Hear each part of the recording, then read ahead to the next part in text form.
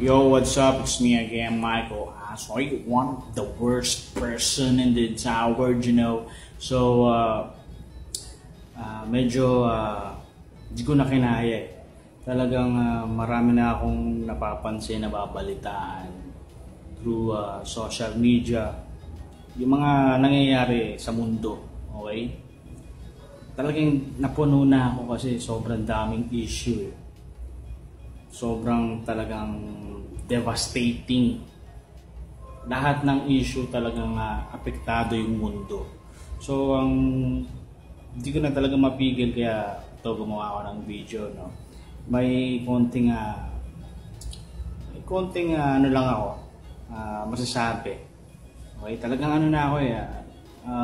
Naguluhan na ako eh. So, yun nga, yung tahimik lang ako nung nagkaroon ng gera sa US versus Iran.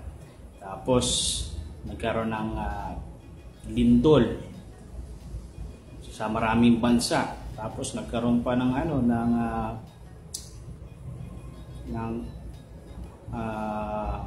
eruption, okay, sa Taal. Tapos nagkaroon pa ng yan nga, yung nCoV na yan, yung virus na kumakalat galing sa Wuhan, China. So talagang this year 2020, ang dami ng parang malapit ng patapos yung mundo eh. Parang yun yung ito na yung simula ng katapusan ng mundo. So ang hirap lang kasi kung mananahimik na lang tayo, no? Ang dami na natin napapanood, nababalitaan dun sa China, sa iba't ibang bansa, ang dami nang namamatay. Pero tayo, dapat kalmado pa rin tayo. Ginawa ko yun, kalmado pa rin tayo. Tapos yan, namatay nga si Kobe Bryant. Hindi ko naman siya idol kasi lahat ng mga idol ko tinatalo niya. So, lalo na si Vince Carter ng Toronto Raptors, ng New Jersey, hanggang sa kung saan napuntang team si Vince Carter, laging kontrapelo talaga si Kobe Bryant. Ang lakas-lakas, tapos kampi pa si Shaquille O'Neal. Tapos, syempre, gusto ko din yung San Antonio Spurs, sila Tim Duncan, Tony Parker, Manu Ginobili. Talo pa rin ni Kobe Bryant. Tapos, Sacramento Kings, yung talagang best 5 players ng NBA, dahil si Mike Bibby, Stojakovic, Divac, Christie, Chris Webber. Talo pa rin. Magaling talaga si Kobe Bryant eh. Pero hindi ako masyado nag-react, hindi ako gumawa ng video kasi parang sa dami-dami ng mga nawala sa mundo, sa dami-dami ng mga nangyari sa mundo, parang normal na lang siya. So huwag tayong kabahan, di ba guys? Pero ngayon talagang gumawa ako ng video kasi kakaiba na itong nabalitaan ko eh. Parang na siya eh. Parang simula pagkabata hanggang ngayon. Natulala talaga ako na siya ako kasi hindi ko akalain na mangyayari ito sa akin, sa buhay ko. Apektado talaga ako sa nabalitaan ko eh. So, yun nga, ang nabalitaan ko kasi, ngayon lang to.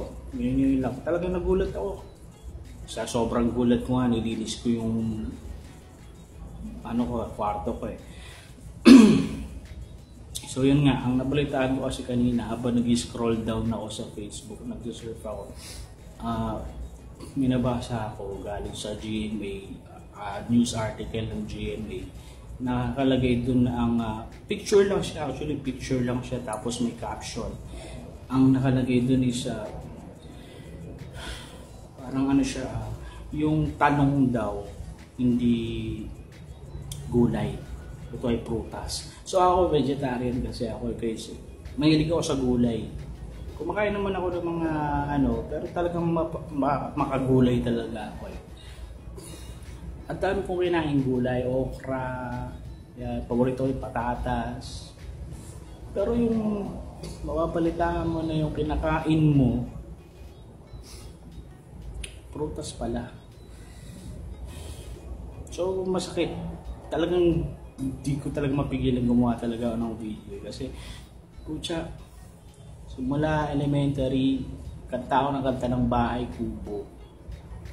Sa Bahay Kubo nga, halaman pa eh. Ang halaman dito ay sari-sari, kamasa, talong.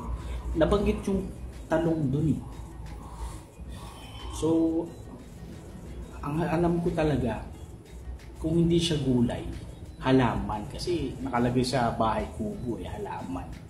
Tapos syempre, nagkakaroon pa ng parade ng elementary. Alam ko, sinutan pa ako ng sombrero, nakalagay talong eh. Tapos pumila ako sa gulay eh. Mali pala ako. Hindi ko alam kung mali ako, yung teacher ko eh. So, yun lang talaga. Hindi ko na talaga mapigilan to. So, that's all for now. It's me again, Michael. Actually, one of the worst person in the town.